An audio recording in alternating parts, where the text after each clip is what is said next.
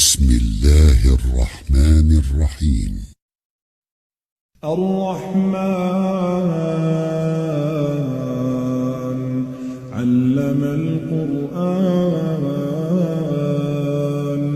خلق الإنسان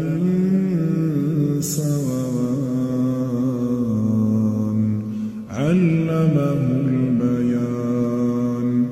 الشمس والقمر بحسبان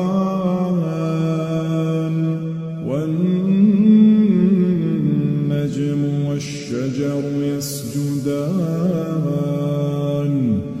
والسماء رفعها ووضع الميزان ألا تطغوا في الميزان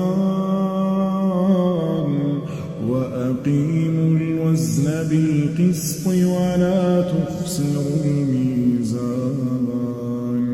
والأرض وضعها للأنام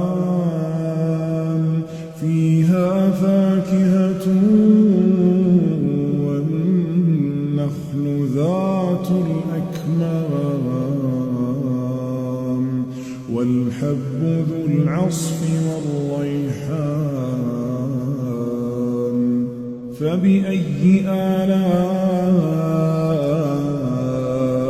ربكما تكذبان